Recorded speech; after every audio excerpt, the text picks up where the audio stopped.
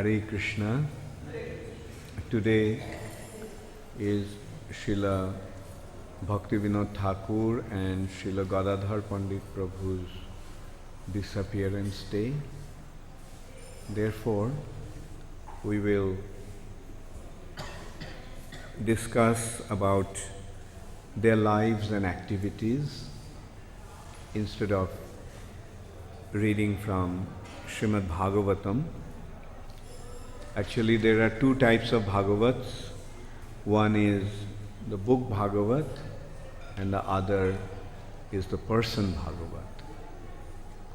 So, discussing about a person Bhagavatam is also Bhagavat class, Srimad Bhagavatam class. Srila Bhakti, first we'll discuss about Srila Gadadhara Pandit Goswami. Srila Gadadhara Pandit is one of the Panchatattvas. Krishna appeared in 5 features. Krishna appeared as a devotee. Krishna appears as the Swarup, the Rupa of a devotee. That is, Krishna appeared as Shri Krishna Chaitanya Mahaprabhu and Balaram appeared as Nityananda Prabhu. So Krishna and Balaram are Chaitanya Mahaprabhu and Nityananda Prabhu. Brojendra Nandana Jai Shochi Shuto Hoilo Shei Balaram Hoilo Nitai. In Golok Vrindavan, one who is Shri Krishna, who is Krishna in Golok Vrindavan, that same personality appeared as the son of Mother Sachi, Shachi Shuta Hoiloshi. The son of Nanda Maharaj in Vrindavan, Brajendra Nandan Krishna, became Shachi Nandan Gaurahari. And Balaram Hoilo Nitai. And Balaram became Nityananda Prabhu.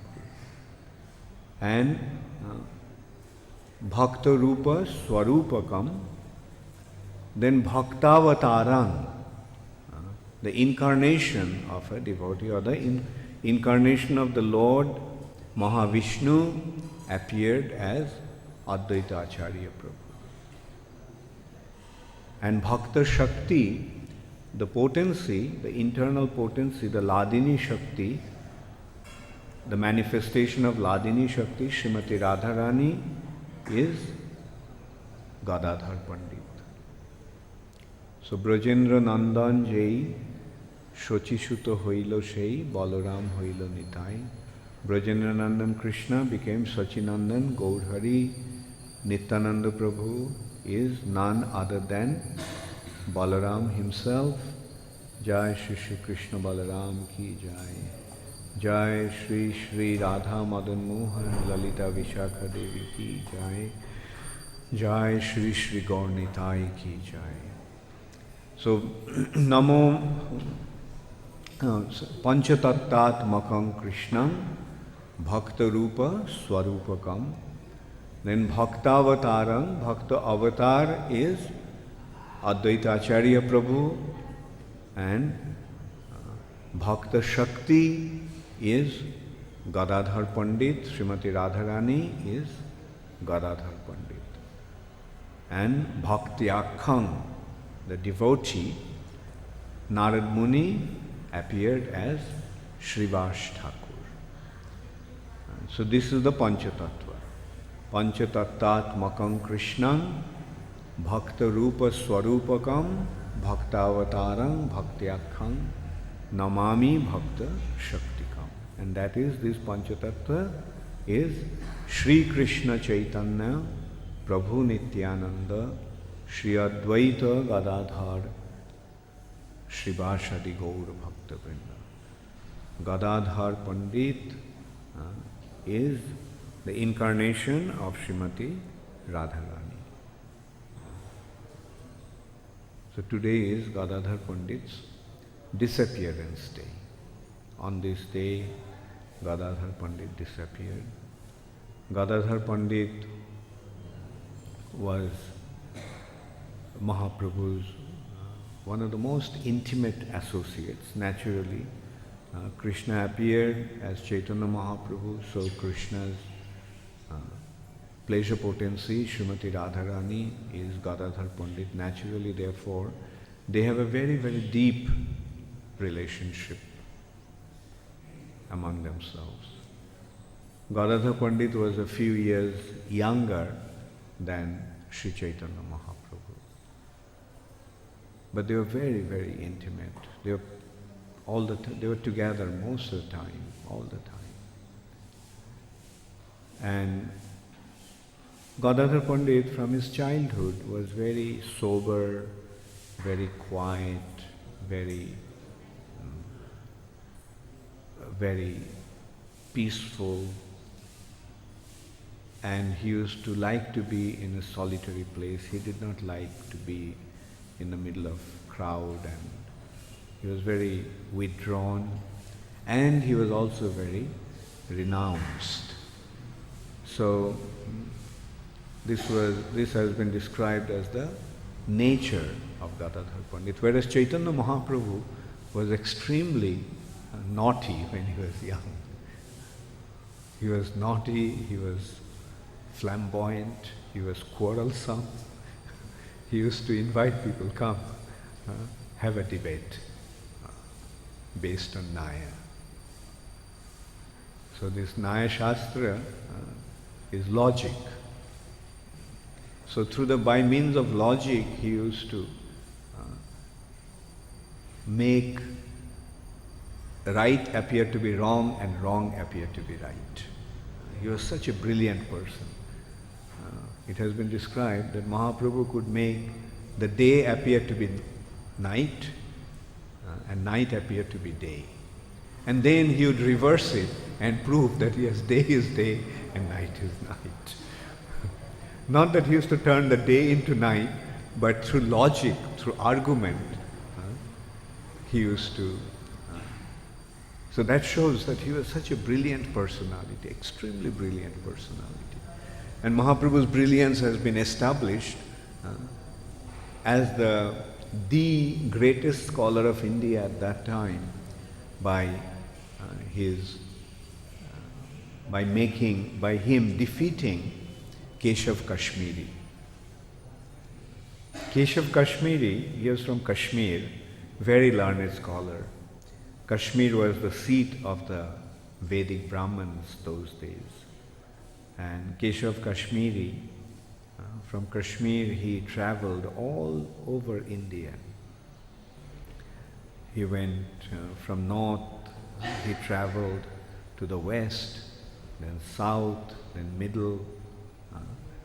And then the last place that he had to defeat was Navadvip. So through this arrangement, what actually happened is Keshav Kashmiri defeated all the scholars of India, and the only place that was left to be defeated was the scholars of Navadvip. Navadvip also was a very prominent place of learning those days. But Keshav Kashmiri's fame spread in such a way that when the scholars of Navadvip got to know that Keshav Kashmiri was coming, in order to save themselves from the shame of being defeated, they ran away from Navadvip under various pretexts. So Navadvip became empty of all the scholars. All the scholars left. And it has been described that some scholars were hiding in the house, they wouldn't come out. The only person that was left in Navadvip, only scholar that was left in Navadvip was Nimai Pandit. Nimai Pandit, Chaitanya Mahaprabhu. Pandit means scholar, learned scholar. So Nimai the scholar was left, but he was only 14 years old at that time. So Keshav Kashmiri was waiting for the other scholars to return. He heard about Nimai Pandit as a very learned scholar, but he thought he was only 14 years old. So why waste my time? Rather wait for the great scholars, the big scholars to come back. But amazingly, Sri Chaitanya Mahaprabhu defeated Keshav Kashmiri. Not amazingly, rather we can say naturally, he defeated Keshav Kashmiri in a very amazing way. Keshav Kashmiri, one afternoon, he was walking on the bank of the Ganges, and there he saw under a tree one boy is teaching some students. So Keshav Kashmiri became curious and asked him, "Who are you?" So Chaitanya Mahaprabhu, when he saw Keshav Kashmiri, he offered his respect to him. And Keshav Kashmiri asked him, "So who are you?" And he said, "My name is Nimai, I am the son of Jagannath Mishra." So Keshav Kashmiri said, "Oh, so you are the Nimai Pandit." So Mahaprabhu, in a very humble way, told him, "Well, actually people out of affection call me Pandit, but actually I am not really a scholar." So Keshav Kashmiri said, "Okay, I can see that you are very humble, but still come, let's have an exchange, let's have a fight."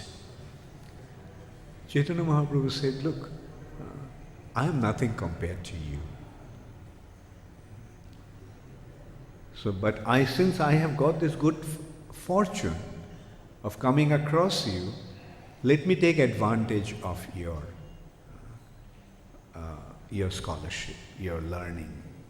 Let me learn something from you." So Keshav Kashmiri was pleased and he said, "So tell me, what do you want to hear from me?" So Mahaprabhu said, "Why don't you glorify the Ganges that is flowing?" So Keshav Kashmiri, with the speed of the movement of the Ganges, the flow of Ganges, he recited 100 verses glorifying Ganges right there. One after another, spontaneously, he just made the verses in glorification of Ganges and recited there. Then everyone was spellbound.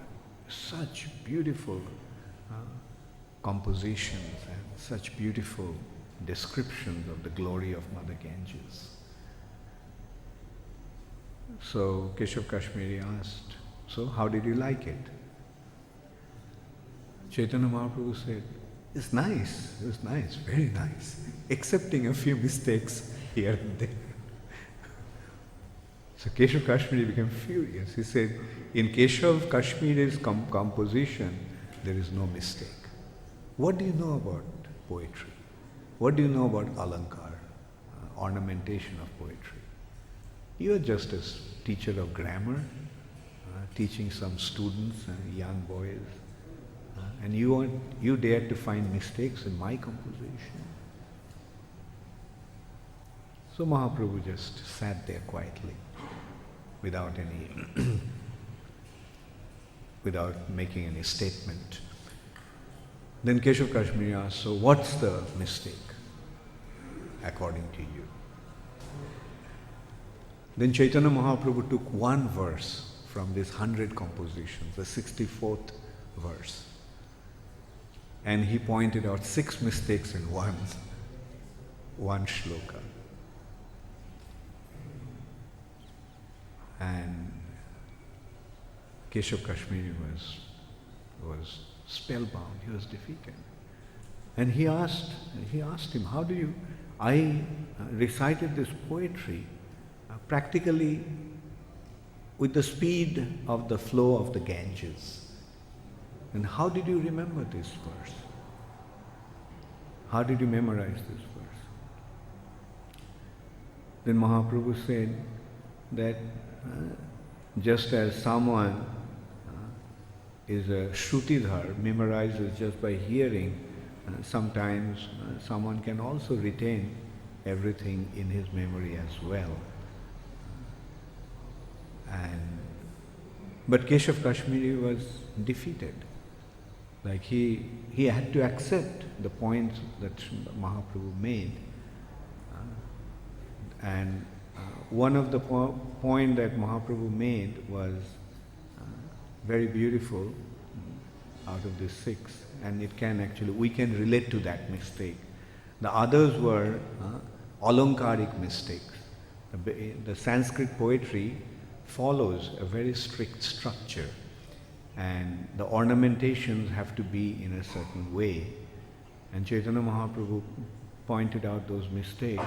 And one mistake was a descriptive mistake. That descriptive mistake was Keshav Kashmiri described Lord Shiva as Bhavanu Bhartri. Bhavanu Bhartri means the husband of Bhavani. Husband of Bhavani. Bhavani is Parvati, the wife of Lord Shiva. And Bhartri means the husband. So he described Lord Shiva as the husband of Bhavani. But then Mahaprabhu pointed out, but the expression Bhavani means that the wife of Bhava, that is the wife of Lord Shiva. So this Bhavanu Bhartri actually then means the husband of the wife of Bhava, husband of the wife of Lord Shiva. As if the husband, the wife of Lord Shiva has another husband other than Lord Shiva. So Keshav Kashmiri was completely devastated. So we can see that Chaitanya Mahaprabhu, by defeating the greatest scholar of that time in India, became the greatest scholar, the uncontested scholar of India. And that also at the age of 14. And Mahaprabhu used to challenge when he was young, even when he was younger, at that time also Mahaprabhu used to challenge people, and he used to defeat everybody. He used to defeat everybody through the logic. But Gadadhara Pandit was very quiet, completely opposite to Chaitanya Mahaprabhu. Quiet, composed, and so one day he complained, Nimai, why do you waste your time like this, like unnecessary argument? Whereas the goal of life is to become a devotee of Krishna. Serving the lotus feet of the Supreme Personality of Godhead is the ultimate goal of life. But why are you wasting your time in unnecessary arguments? Then Chaitanya Mahaprabhu told Gadadhara Pandit, Gadadhar, one day I'll become such a great devotee that Brahma and Shiva will even start to worship me. So this is how Mahaprabhu actually predicted his identity. He revealed his identity. So, and it happened when Chaitanya Mahaprabhu went to Gaya to offer the Shraddha ceremony to his father and forefathers. There he met Ishwar Puri again, and Ishwar Puri gave him initiation, and then Chaitanya Mahaprabhu was completely transformed. He started to display Dibba Madana, divine madness, transcendental madness. He became mad. Mahaprabhu became completely mad in ecstasy of Krishna consciousness. So when he returned to Navadvip, people thought that he became mad. They didn't understand that this was a transcendental madness out of his love for Krishna. But they started to think that he has got Bhatat Vyadhi. He has got the disease that is caused by the imbalance of air, which is actually madness, Vayu Rog. And at that time, Mahaprabhu sometimes used to be completely uncontrollable. One day, Gadadhar Pandit came to Chaitanya Mahaprabhu with some offerings and with some remnants from the Lord. And Chaitanya Mahaprabhu asked Gadadhar, Gadadhar, where is Krishna? Where is Krishna? And he started to cry. And Gadadhar didn't know what to do. He said, Nimai, Gadadhar, Nimai, Krishna is in your heart. Krishna is there in your heart. And when Gadadhar said that, then Chaitanya Mahaprabhu tried to tear open his chest. He started to scratch with his nails as if he was trying to. He became so moved by that statement, by that information. He wanted to see Krishna in his heart, in his transcendental ecstasy. And Sachi Mata was there. She became very worried, seeing him doing like that. Like he was, with his nails, he was trying to open his heart, open his chest. Then Gadadhar told him, look, Krishna is going to come very soon. Don't worry, he'll come. He's coming just now. And then Chaitanya Mahaprabhu became pacified. So seeing that Sachimata expressed his appreciation for Gadadhar. He said, although Gadadhar is just a young boy, but he's so intelligent and he can control Nimai when he is in his madness, when he is displaying his madness. And at that time he requested Gadadhar Pandit that Gadadhar, you please stay with Nimai all the time. Never leave him. Always be with him. And Gadadhar Pandit accepted that instruction of Sachimata. So he stayed with Chaitanya Mahaprabhu most of the time. And Gadadhar Pandit was very devotionally, spiritually inclined from his childhood. And he was also very close to Mukunda Datta. Mukunda was another associate of Chaitanya Mahaprabhu. So one day Mukunda told Gadadhar, a great Vaishnava has come, so let's go and see him. And that person was Pundarik Vidyanidhi. Jai Shri Shri Krishna Balaram ki Jai. Jai Shri Shri Radha Madan Mohan Lalita Vishakha Devi ki Jai. Jai Shri Shri Gaur Nitai ki Jai. Srila Gadadhar Pandit ki Jai. Srila Prabhupada ki Jai. Srila Bhaktivinoda Thakura ki Jai. So then Chaitanya Mahaprabhu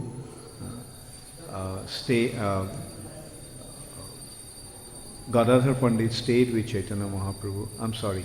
So we are actually describing Pundarik Vidyanidhi. Gadadhar Pandit got to know from Mukunda that Pundarik Vidyanidhi, a great Vaishnava, has arrived. And so they went to see him. But when Gadadhar saw that Pundarik Vidyanidhi was a very apparently indulging in a lot of material luxury. He was a very aristocratic person, very indulging in luxury and comforts, dressed in very nice way, fine clothes and people, somebody was fanning him, and he was sitting on the big asan, which was like a bed. So Gadadhar developed some sort of resentment. He felt, he's a Vaishnava. What kind of Vaishnava is he? So he had that feeling in his heart, and Mukunda could understand that. So then Mukunda started to recite a verse from Srimad Bhagavatam. And Aho Baki Stanokala Kutam, describing Putana. Putana, Baki, the sister of Baka demon, came with her breasts smeared with Kalakuta, the most deadly poison, to kill Krishna. Jighangshang apayayati, in order to kill Krishna. But what did Krishna do? Krishna gave her the position of Dhatri Gati, the position of her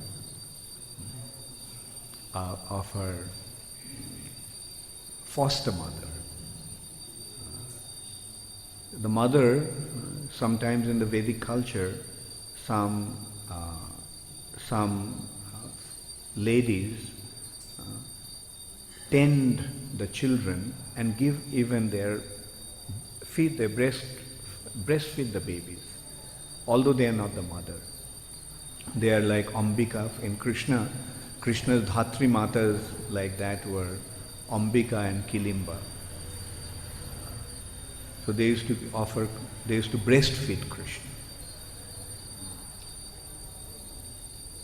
And Krishna gave Putana that position, practically the position of his mother, although she came to kill Krishna. Now when Pundarik Vidyanidhi heard that verse, Mukunda singing that verse, he just fainted in ecstasy. So Gadadhara Pandit then recognized, oh, he's such an exalted Vaishnava, and I committed an offense, even thinking unfavorably about him.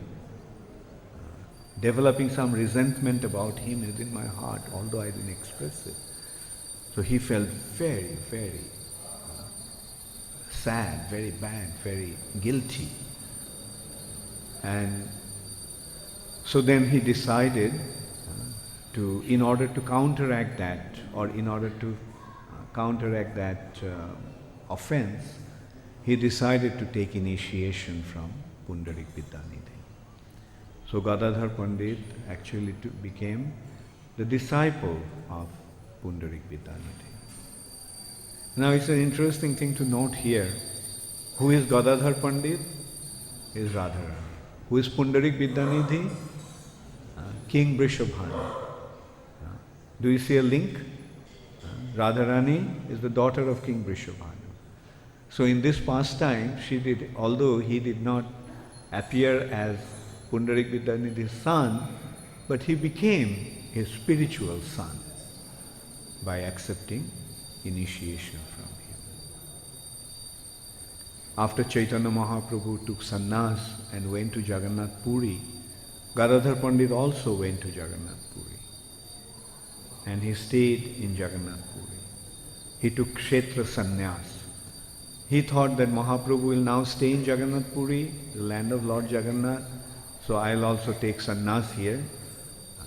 Kshetra sannyas is a kind of sannyas when one takes shelter of a holy dham and he never leaves. He takes a vow not to leave that place.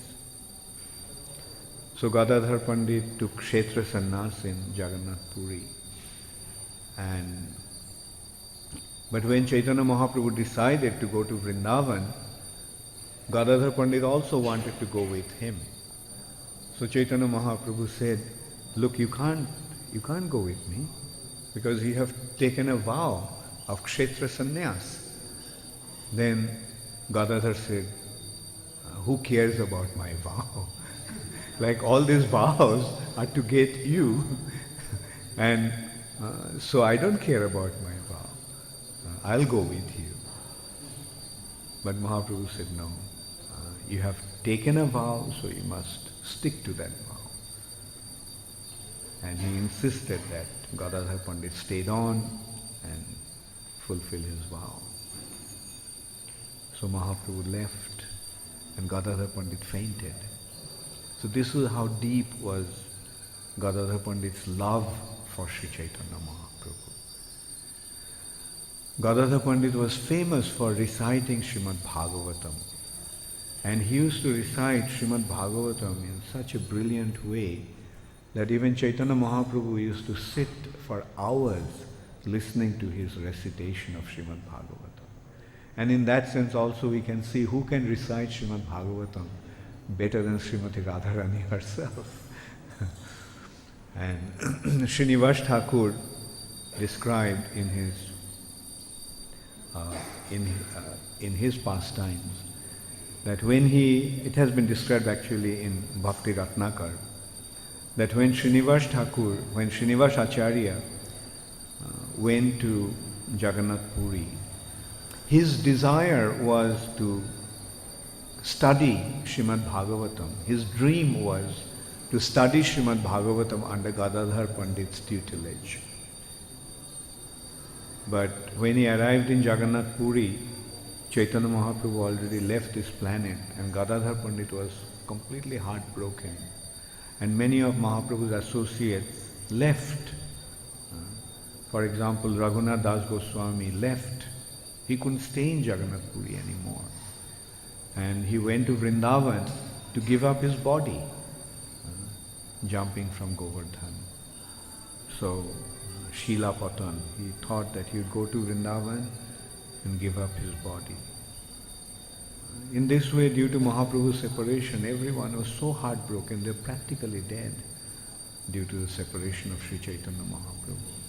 And same was the condition of Gadadhara Pandit. So when Srinivas Acharya went to Gadadhara Pandit and expressed his desire to study Srimad Bhagavatam under his tutelage, Gadadhara Pandit told him, look, I can't teach. I can't even recite Srimad Bhagavatam anymore. I can't even read Srimad Bhagavatam anymore.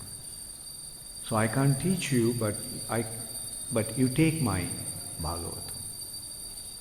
So he gave him his Srimad Bhagavatam with a handwritten, which was naturally those days there was no printing press, so it was handwritten. And Srinivas Acharya, when he opened it, he found that practically the Bhagavatam was wiped out due to the tears of Gadadhara Pandit. When Gadadhara Pandit would recite Srimad Bhagavatam, tears would flow in such a way from his eyes that the letters written with ink was obliterated, was wiped out, washed away. So this is how deep was his love. And also Gadadhara Pandit was, in Jagannath Puri, he used to worship Gopinath, which is known as Tota Gopinath. And Bhakti Ratnakar described that Chaitanya Mahaprabhu actually disappeared in the deity of Tota Gopinath. That was a worshipable deity of Gadadhara Pandit. So this is how wonderful was the pastime of Gadadhara Pandit. Completely absorbed in the activities of Sri Chaitanya Mahaprabhu, pastimes of Sri Chaitanya Mahaprabhu. He didn't have any other consideration. All the time just absorbed in serving Mahaprabhu, remembering Mahaprabhu.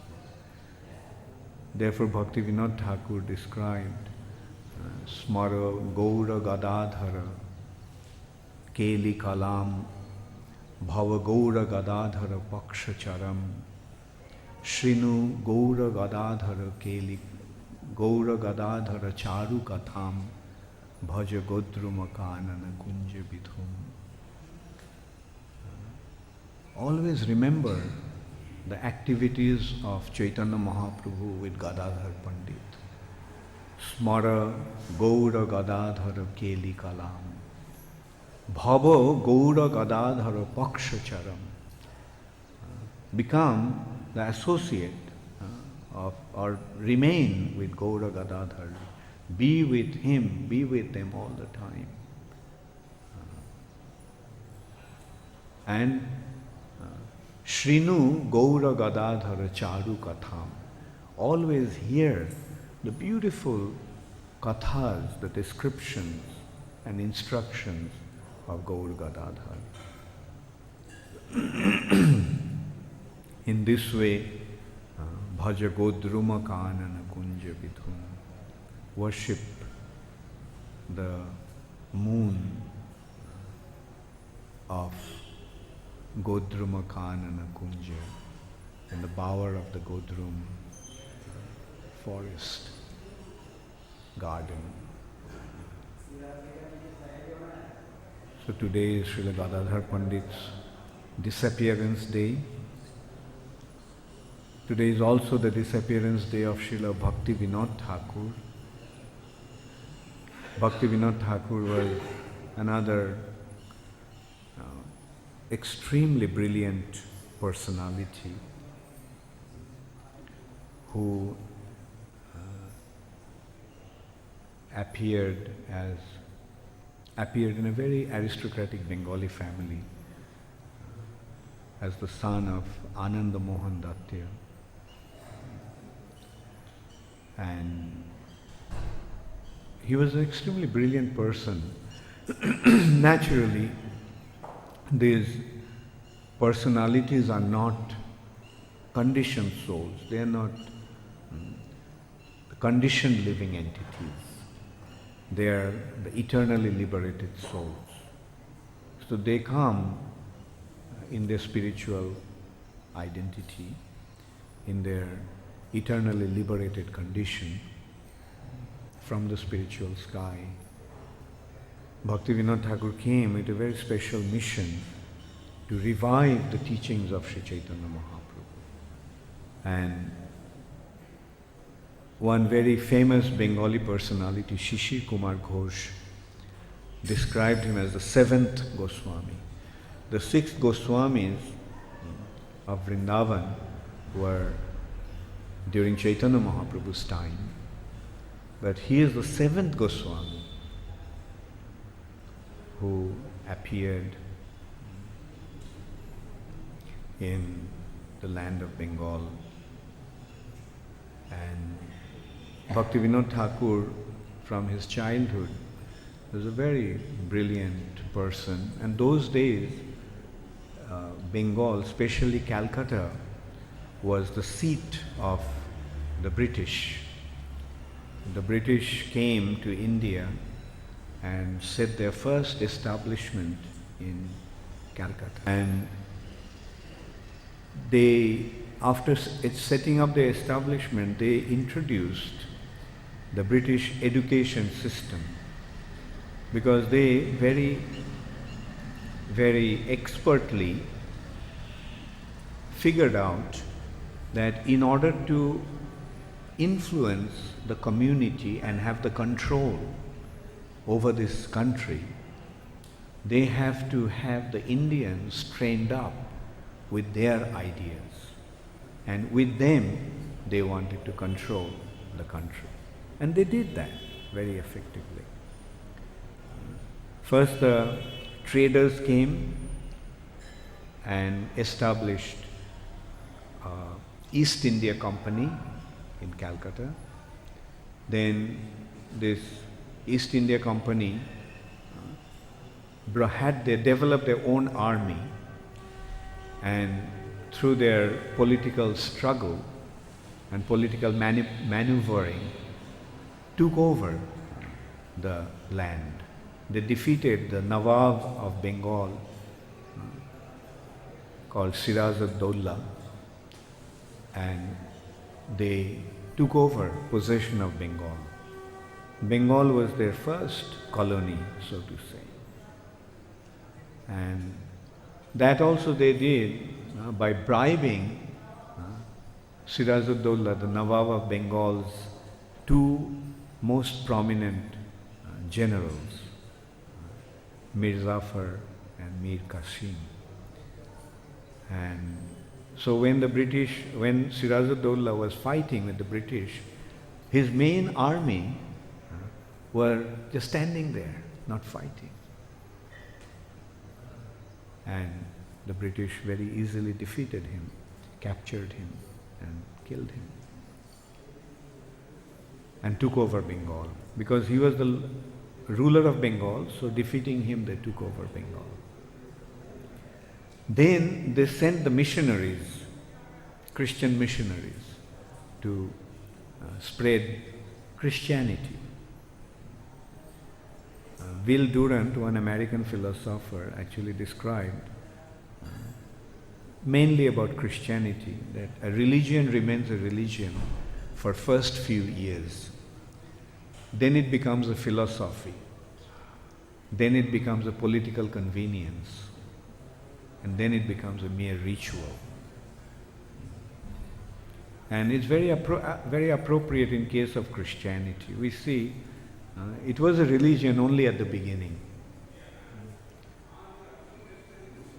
Actually, Nietzsche commented that the last Christian died on the cross. The last Christian died on the cross. That is, Jesus was the only Christian. There was no Christians after him. So they came, the Christianity became a political convenience. The British and French and Portuguese, wherever they went, they actually, first they promoted Christianity, they converted people. Because they knew that the religion is the weakest, the greatest weakness of common people. Where everybody naturally is God-fearing. So if they can be captured by conversion, then they'll be sold out to their concepts. And they sent there, so at that time you can see, they sent the missionaries, and those missionaries went, they were not only preaching Christianity, but they also established schools. Missionary schools for the boys and convents for the girls. And they started to educate them. Mainly at that time, initially it was only boys' schools. And in a way, Bhaktivinoda Thakura was a product of that culture. And because in Bengal, especially in Calcutta, all the progressive-minded people were sending their children to the schools set up by the British. One of the reasons for that also was that Hinduism at that time became so corrupt and so superstitious that and all kinds of undesirable activities were going on in the name of religion, that the educated, intelligent class of people, progressive-minded people, became very, very averse to Hinduism, Hindu culture. They did not want to identify themselves with this culture. Like, there were so many superstitious activities like sati, then dowry system, child marriage. Child marriage is not bad, it is a culture, because the understanding was that before the girl develops any kind of attraction for any other boy, she is made to think about her husband only. So they would get married at a very young age, and in most cases they would stay, the girls would stay in the father's house until she grew up, and then only she went to the house of the in-laws. But unfortunately, taking advantage of this custom, sometimes all kinds of undesirable activities are going on, like a 70-year-old man would get married to a 80-year-old girl. And that also was because the Brahmanas had this Kulin Pratha, that among the Brahmanas also there are different classes of Brahmanas. Not only a Brahmana girl would get married to a Brahmana boy, but the Brahmana boy must be from the high class Brahmana family. Otherwise, if the girl got married to a boy from a high class Brahmana family, then her family would be elevated, it was considered as an social achievement for them. And as a result of that, one custom started that these Kulin Brahmins, these high class Brahmins, among the Brahmanas also there are classes. The high class Brahmanas would have many, many wives. They would, and because the daughters, the fathers of the girls would want to get the daughter married to a high class Brahmana, like if they found some Brahmana who is from high class, they would consider that's a good opportunity. And these Brahmanas would marry many, many girls, and they would not even bring the girls to their house. The girl would stay in the father's house, and they would just travel around. One day in this wife's house, another day in that wife's house, and this way they would travel around. And then if the husband died, then the wife is expected to become a sati. And what they would do is tie up the girl by hands and feet and throw her in that funeral pyre. So because of all these undesirable, abominable activities, cultured people, progressive-minded people became very, very averse to the Hindu culture. And then the British actually took advantage of that, and they started the schools, and intelligent aristocratic Bengalis started to send their children into those schools to get educated. And what kind of education they got? They got Christian education. So although externally they were Indians, but internally many of them became westernized. Western, not westernized, but became Western, became Englishmen. I remember even in my childhood I saw some people, some families, in their house they were so British actually. They would, even at home, they would speak in English. The father would speak with their children in English, and they would speak to the servants with a kind of accent. The servants, they would speak in Bengali, but they would speak Bengali with an accent, the way the British used to speak Bengali to their servants. It was, and that was even after the independence of India. So this is how the British actually captured India. They not only captured the land, geographical land, they also captured the minds and mentality and the culture of the people.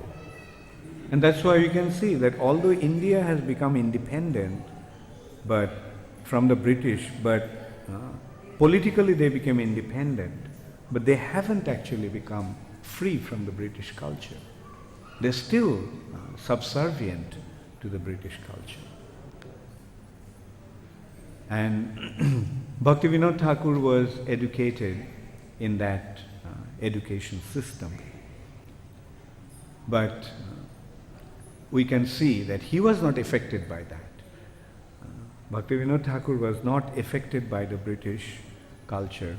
Rather, he used to teach the British people about the greatness of Indian culture. I'll come to that. But before that, we want to also make one point, that at that time the educated and cultured people of Bengal became so disgusted with the Hinduism that they, and also that many of them were becoming Christians. They were converting into Christianity. Many high-class Bengalis actually became Christians at that time because they felt that this is the real progressive religion and progressive way to lead the life. So a group of thoughtful people, concerned people, wanted to, in order to stop that, they started a new religion which was a kind of a blend between Hinduism and Christianity. They called it Brahma Samaj. They took the teachings from the Upanishads that Brahma is the ultimate. The impersonal Brahma is the ultimate, and all these worshipping of the deities and all, they are all superstitious rituals. So there is no need to worship the way the Hindus are worshipping. And they developed a new kind of religion called Brahma Samaj. They worship the impersonal Brahman, no worshipping the deities. And in this way they tried to counteract the conversion of Christianity into Christianity. And like the people, those who started this Brahma Samaj are one Raja Ram Mohan Roy and Maharshi Devendranath Thakur, the grandfather of Rabindranath Tagore. And Bhaktivinoda Thakur was very closely connected also to the Tagore family. And he was naturally influenced by the Brahma Samaj culture. And so the Brahmas wanted to convert or get him also, Bhaktivinoda Thakur. But by that time, Bhaktivinoda Thakur already came across Sri Chaitanya Mahaprabhu's teachings. Through a friend, he came across Chaitanya Mahaprabhu's teachings. He got a copy of Chaitanya Charitamrita, and he actually was initially, Bhaktivinoda Thakur was averse to Radha Krishna's Braja Leela, Vrindavan pastimes. He thought that that was immoral. These activities of Radha Krishna in Vrindavan, the way Krishna acted in Vrindavan, was immoral. So he kind of stayed away. Initially, he stayed away from Krishna's Braja Leela. But when he read this Chaitanya Charitamrita, then he realized that what Krishna's Braja Leela actually is. This is the highest spiritual activity of the Supreme Personality of Godhead. He understood what is not only what is Madhurya Leela, but the greatness of Parakya Bhav. The relationship of the Supreme Personality of Godhead with his eternal consorts without the social convention of marriage. So then he became attracted to Radha Krishna, and he got sold out to Chaitanya Mahaprabhu. And from then onwards it was his conquering the society to establish the glory of Sri Chaitanya Mahaprabhu. He started to write himself, and he was such a brilliant writer. As I was saying, that this song that about Gaur Gadadhar, about Gadadhara Pandit and Chaitanya Mahaprabhu, is written in Sanskrit. Smara Gaura Gadadhara Keli Kalam, Bhava Gaura Gadadhara Paksha Charam, Shrinu Gaura Gadadhara Charu Katham, Bhaja Godruma Kanana Kunja Bidhum. He was such a brilliant scholar that he wrote poetry in Sanskrit in such a wonderful way. And This, this one has, I think, about 29 or 30, no, 22 verses in this. Bhaja Godruma Kanana Kunja Vidhum Jadite Haripad Saroj Sudha Rasapana Param Hridayam Satatam Pariritta Griham Kalibhavamayam Bhaja Godruma Kanana Kunja Vidhum Dhana Jovana Jivana Rajya Sukham Nahi Nityam Anukshana Nasa Param Tajagramma Katha Sakalang Bifalam Bhajagodruma Kanana Kunja Vidhum Ramani Jana Sanga Sukhancha Sakhe Charame Bhayadang Purushartha Haram Harinama Sudhara Samatta Matir Bhajagodruma Kanana Kunja Vidhum. Such brilliant writing, such wonderful poetic expression, such wonderful meter and rhyme. And that was the brilliance of Bhaktivinoda Thakur's writing, that his rhyme and his meter was unique, very brilliant. And he naturally wrote in Bengali. He wrote, actually there is a book by Bhaktivinoda Thakur called Jaiva Dharma. It is also now available in English, so you can read that book. Personally, I feel that that book actually has the essence of the entire Vedic understanding, the essence of Chaitanya Mahaprabhu's teachings. The essence of the Vedas is Srimad Bhagavatam and Bhagavad Gita, and the conclusion of that essence is Chaitanya Charitamrita. Demonstration of that essential teaching is Chaitanya Charitamrita. But what Bhaktivinoda Thakur gave in Jaiva Dharma is unique.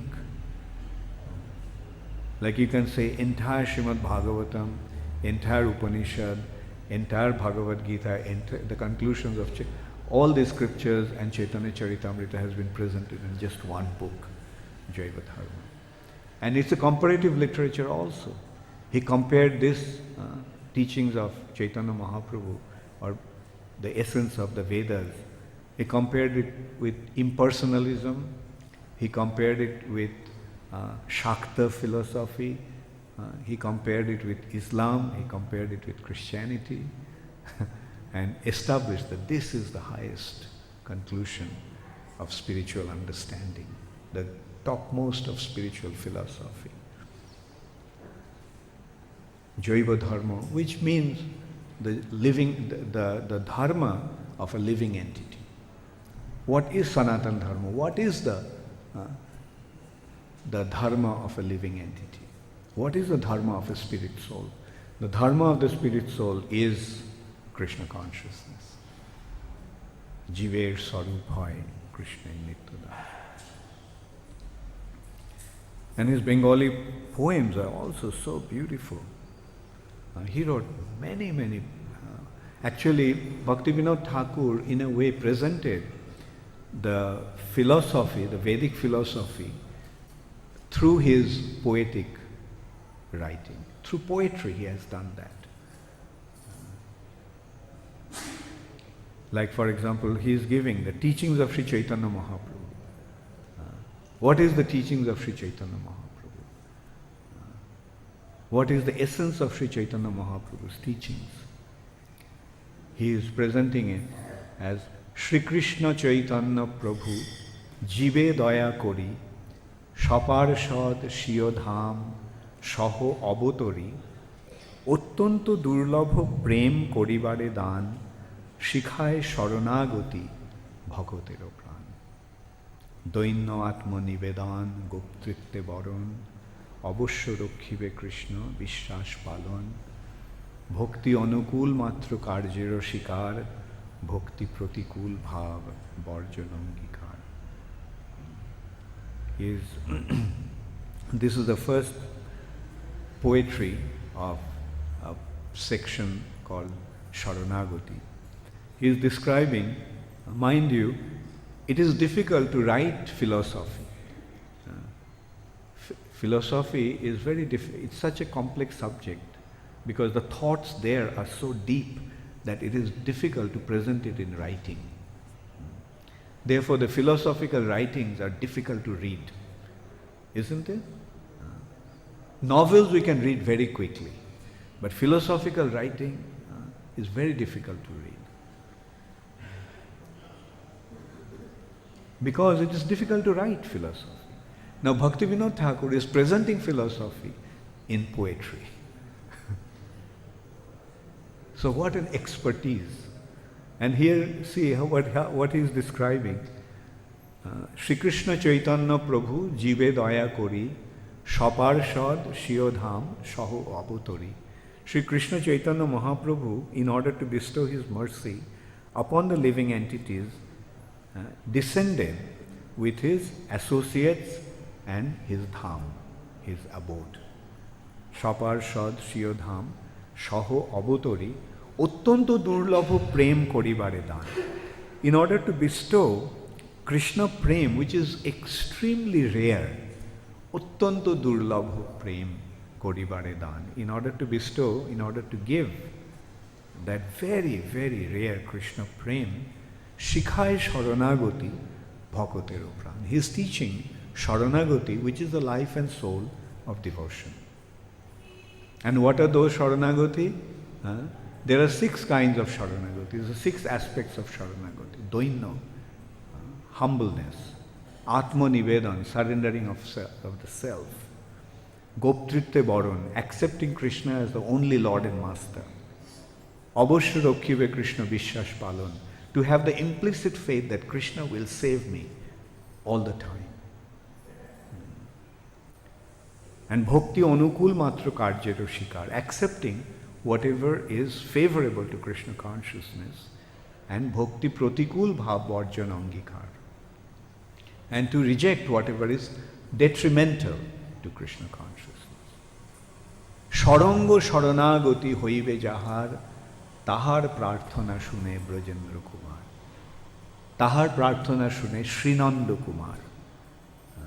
One who will be able to accept the shelter of Krishna, surrender unto Krishna through these 6 aspects, Sharango, with the 6 limbs of Sharanagati.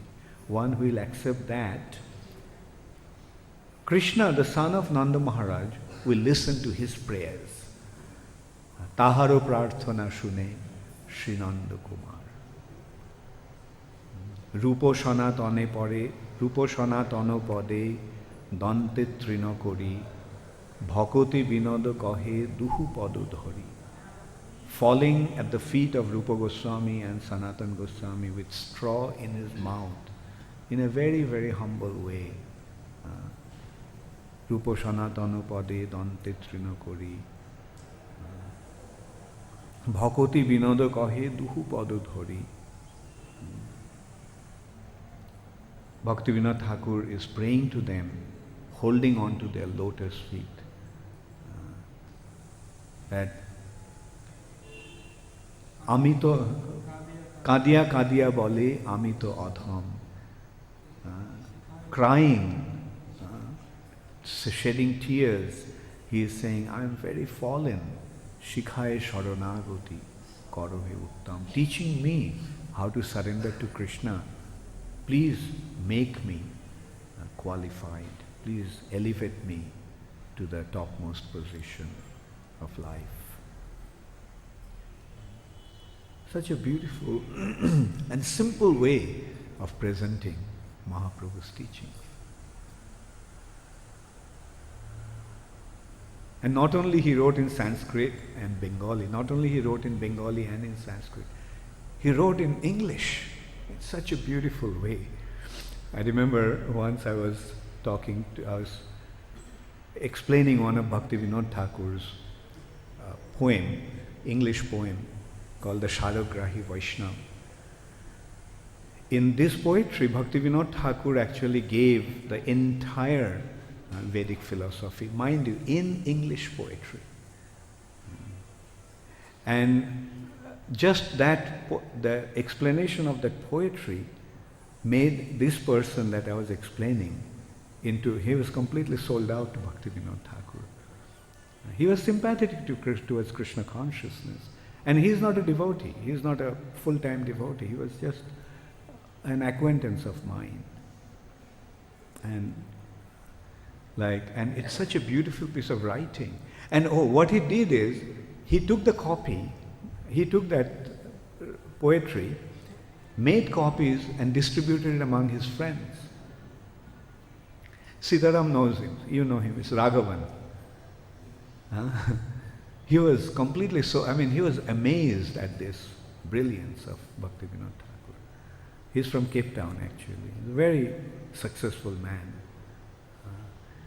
And that also, see the poetry, as I was telling about Bhaktivinoda Thakur's meter and rhyme and selection of words and presentation of the theme.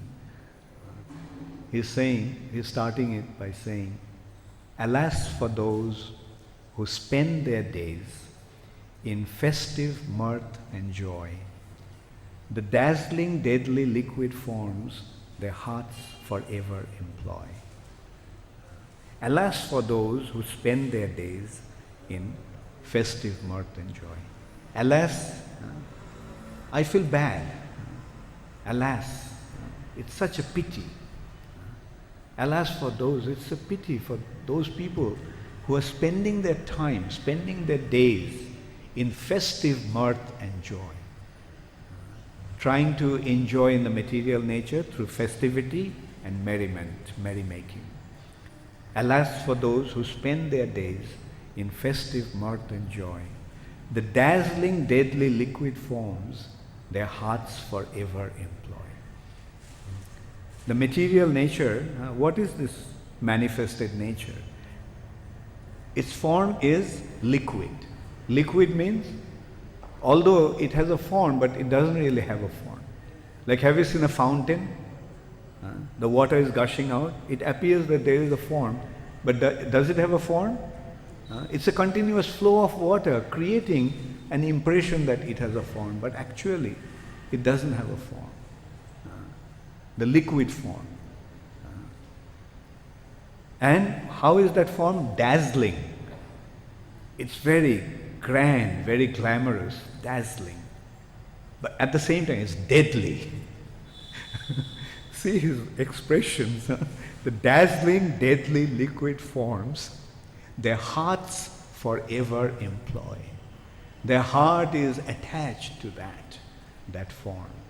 Their heart is completely focused on, sold out to that transient, destructive, yet glamorous material manifestation. Dazzling, deadly liquid forms their hearts forever employ. The shining bottles charm their eyes and draw their hearts' embrace. The slaves of wine can never rise from what we call disgrace.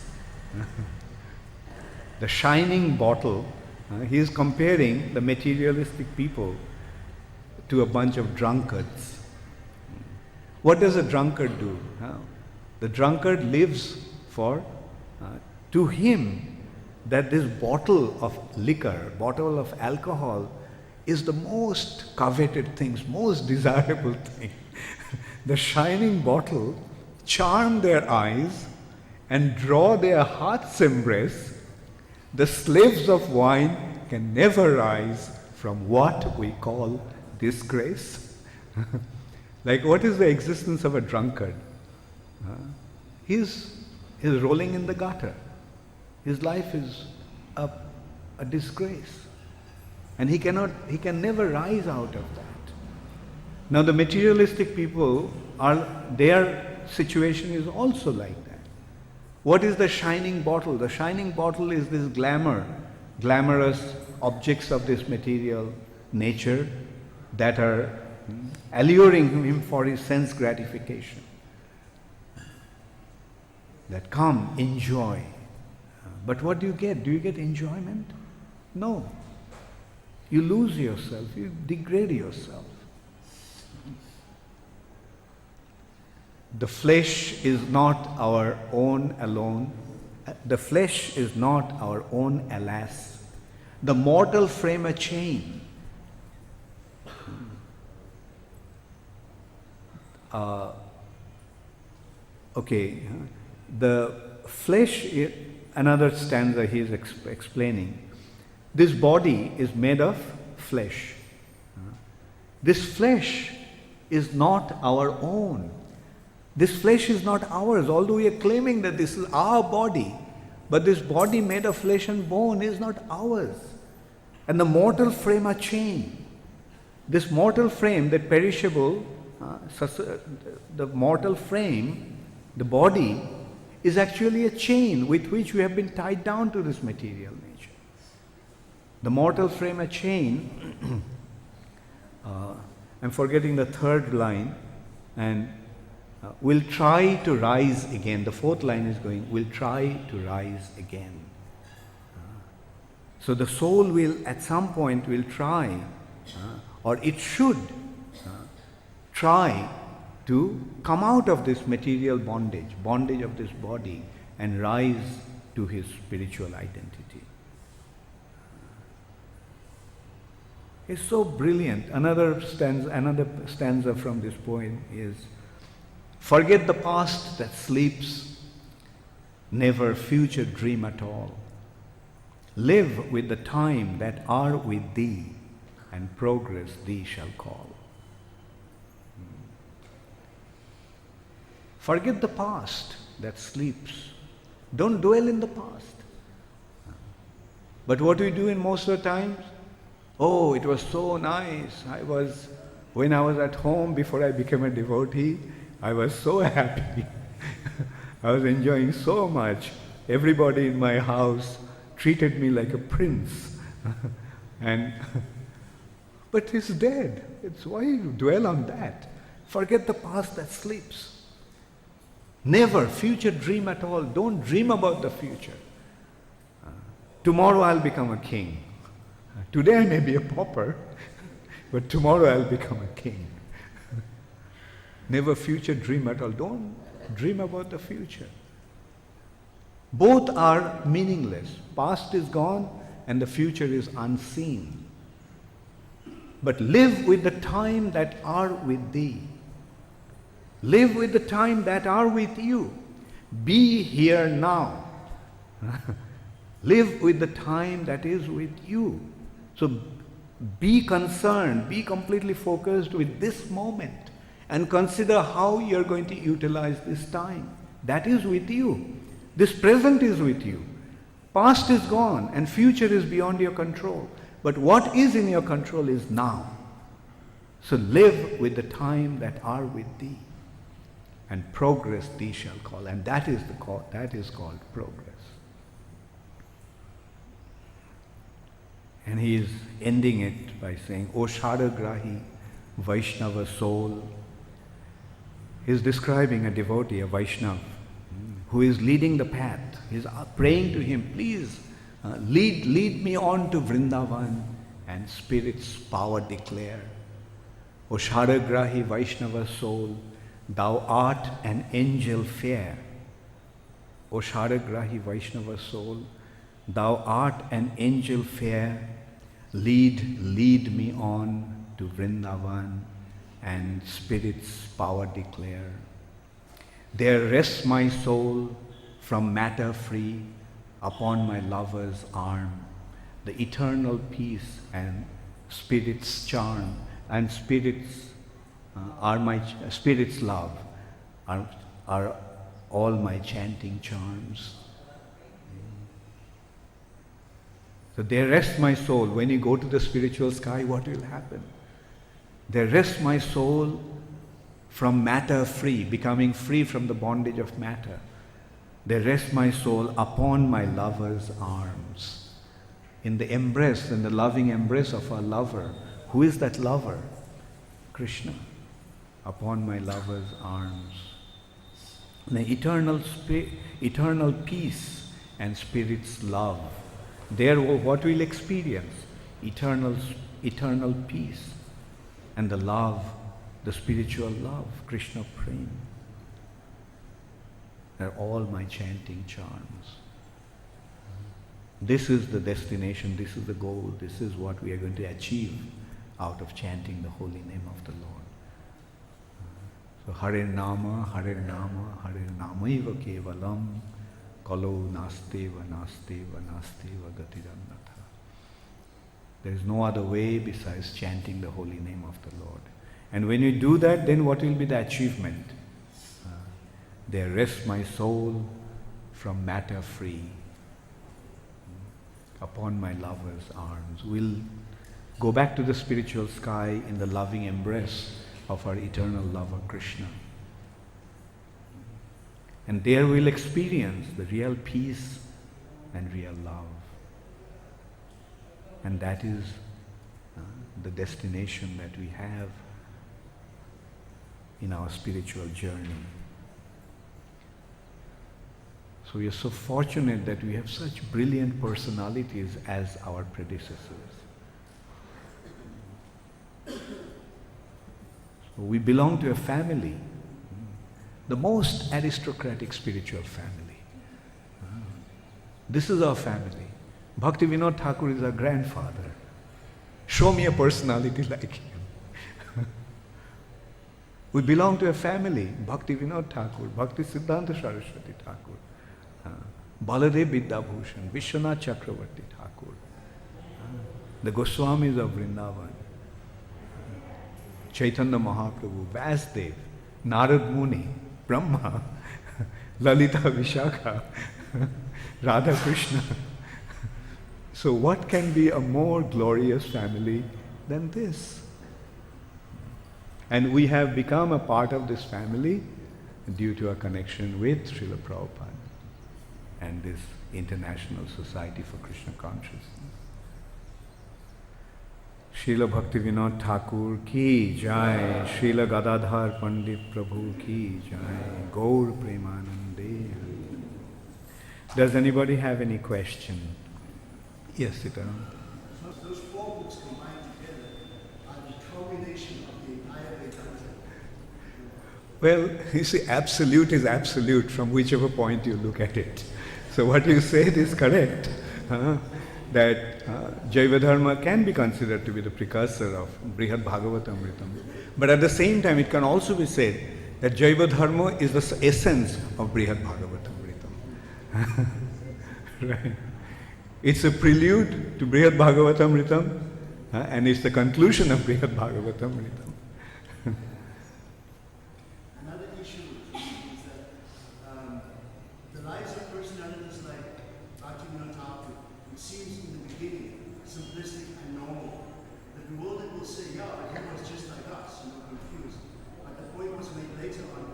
Chaitanya Mahaprabhu was trying to make the point that anyone from any circumstance can become a great devotee. So the great Acharya is like us, because grace appears in normal circumstances just to show the fallen conditioned souls that the path is open from all areas.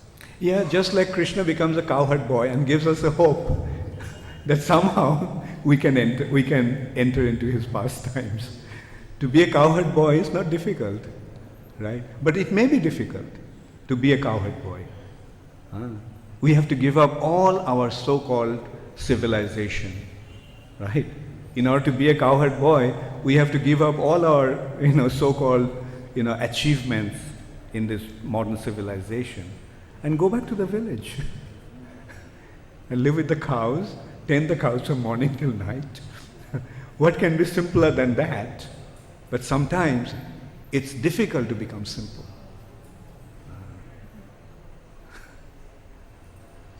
So just like, you see, Krishna becomes a cowherd boy to give us a hope that don't worry, even you can come into my pastimes. To go to Vaikuntha is difficult, but to go to Vrindavan in Krishna's pastimes is not difficult. You don't need to perform austerities and penances. You simply have to become a simple-hearted village boy, right? But in order to become the simple-hearted village boy, we have to give up this, this garbage of civilization, so-called civilization, the light of civilization, so-called light of civilization. And similarly, the great acharyas enact their pastimes in such a way to create hopes for us. Don't worry, you are not hopeless. But we have to understand that there's a difference between their life and our life. Their life is an enactment of their pastimes in order to achieve a certain purpose, whereas our lives are the complex arrangements of karmic reactions.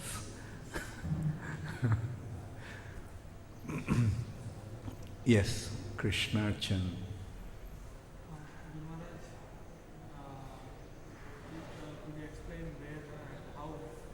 Give him the mic.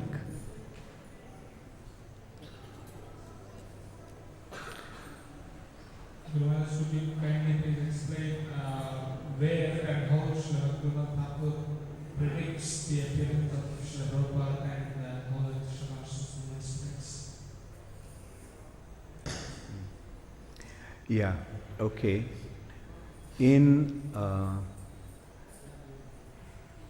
the light of Bhagavat, in Bhagavat, a small book of Bhaktivinoda Thakura,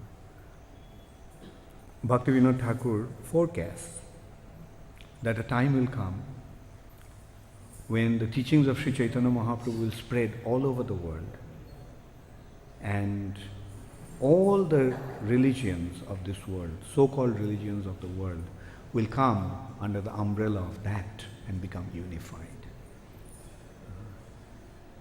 And then he makes the point that somebody will come and make it happen. He put it that way, that someone will come and make it happen. Someone very, very special, agent of Sri Chaitanya Mahaprabhu, associate of Sri Chaitanya Mahaprabhu, will come and make it happen. Now who is that personality? Who already made it happen? Now at least we do not have any doubt, because we are seeing it. One person came, and in a most miraculous way, within 10 years' time, he made it happen. Which religion ever spread in such a way within a short span of 10 years' time? And what this movement is doing, attracting the most intelligent class of people. Other religions are like, say for example, Christianity. How did Christianity spread? Christianity spread over a period of 2000 years, and with so many dubious arrangements, right? Political, economic, and all kinds of through all kinds of arrangement, Christianity has become a world religion today. How did Islam spread? With the strength of sword. And is still doing the same thing. Through terrorism, that religion is spreading. And that also is a result of 1100 years. But not 1500 years. Actually. Muhammad came about 1500 years ago. But Krishna consciousness spread in 10 years' time. Did Prabhupada bribe anybody? Did Prabhupada frighten anybody? Did some Prabhupada? No. And what kind of people are being attracted to this movement? The most intelligent class of people. So what does this mean? This proves that this movement is going to spread by dint of its own strength, own spiritual strength. Because the highest class of people will become attracted to this movement. Not only the highest class of people will become attracted, the lowest class of people, the people on the grassroots, the common man, the mass, also will become attracted. to this movement. In one hand, there is a very profound spiritual understanding, and at the same time, a very simple proof of the validity of this practice. For example, like how people become affected, how people become attracted. Like when they see that we are doing something for them. And this movement can do something for everybody in the most effective way. For example, we are offering bhoga to the Lord, and then we are distributing prasad. Right? So the common people see that this movement is actually feeding everybody. So they are our well-wisher.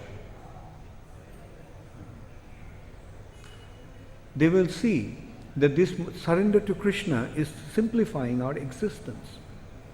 The moment you surrender to Krishna, all our anxieties disappear. No more anxiety, complete freedom from anxiety. The life becomes so peaceful, yet it is so full of prosperity. So this is how this movement is going to affect everybody. The topmost people with their intellectual assets, and the common people with their simple perception of the benefit that they are deriving from this movement. And in this way it will encompass the entire human society. Just by chanting Hare Krishna we become happy. So everybody wants to become happy. How to become happy? Just chant Hare Krishna. Everybody wants to become free from anxiety. How to become free from anxiety? Just surrender to Krishna. Everybody wants to enjoy. How to enjoy? By loving Krishna. And entering into his most glamorous pastimes. Any other question or comment? Thank you very much. Hare Krishna, all glories to Srila Prabhupada, Gaur Preeminent, Hare Hare.